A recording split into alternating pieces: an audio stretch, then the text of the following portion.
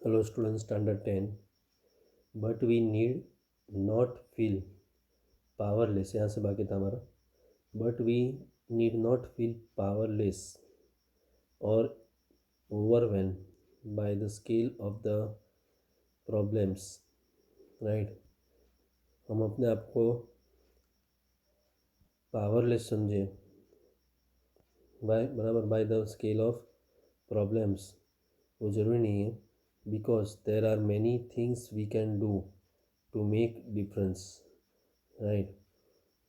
क्योंकि हम बहुत कुछ कर सकते हैं कुछ अलग करने के लिए. You must have come across the 3 R's to save the environment. Right? तो एनवायरनमेंट को बचाने के लिए 3 R है, वो आप शायद जानते होंगे. Reduce, recycle and reuse. Right? वो 3 R कौन है? रिड्यूस, रिसाइकल और रीयूज़. मतलब कम करना, रिसाइकल करना और वापस यूज़ करना. What do they refer to? ये 3 R का मतलब क्या है? तीनों क्या बता रहे हैं? रिड्यूस, रिसाइकल और रीयूज़. तो रिड्यूस देखते हैं पहले. This means that you use less. मतलब कोई भी चीज़ है उसका कम इस्तेमाल करो. You save electricity bye switching off unnecessary lights. बराबर? इलेक्ट्रिसिटी को आप बचा सकते हो. अननेसेसरी लाइट मतलब लाइट जब ज़रूरत नहीं हो तो इलेक्ट्रिसिटी आप बंद कर सकते हो. Lights and fans. Right? Light और फैन बिना वजह चालू मत रखो और इलेक्ट्रिसिटी को बचाओ.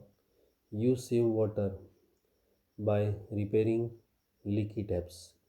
बराबर? जो टैप्स लीक हो रहे हैं तो वो टैप्स रिपेयर करवा के पानी बचा सकते हो.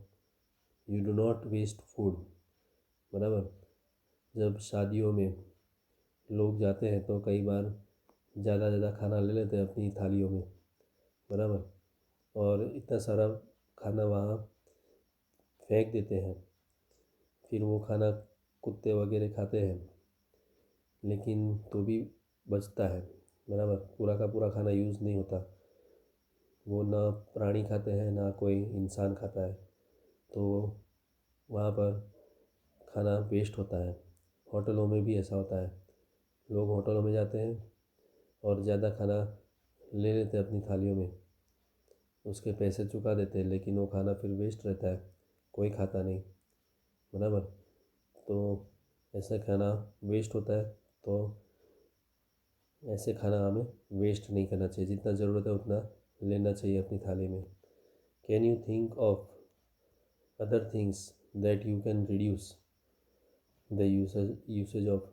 तो ऐसी दूसरी कोई चीज़ों के बारे में आप सोच सकते हो जिसको हम कम कर सकें. Then recycle. This means recycle means that you collect plastic, paper, glass and metal items and recycle this materials.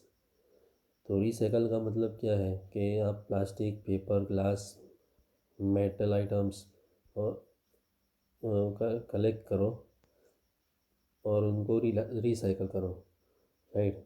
This materials to make required things instead of synthesising और extracting fresh plastic, paper, glass और metal. Right? मतलब plastic, paper, glass और metal items हैं उनको recycle करो और उनकी जगह मतलब वो एक बार यूज़ हो गए तो उनको नया फ्रेश बना दो, प्लास्टिक, पेपर और ग्लास, मेटल को. Right? In order to recycle we first need to segregate our waste. Right? तो रिसाइकल करने के लिए सबसे पहले जो हमारी वेस्ट मटेरियल है उनको हमें सेग्रीगेट करना पड़ेगा, so that the material that can be recycled is not dump.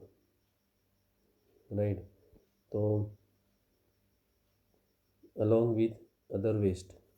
Right? Does your village or town or city have mechanism in place for recycling these materials? क्या आपके विलेज, टाउन और city में ऐसे materials recycle करने के लिए place है, right, mechanism in place. तो आपके विलेज, टाउन या तो सिटी में ऐसी कोई मैकेनिज़्म की जगह है जहाँ इनको रिसाइकल किया जा सके। Then reuse, this is actually even better than recycling because the process of recycling uses some energy, right.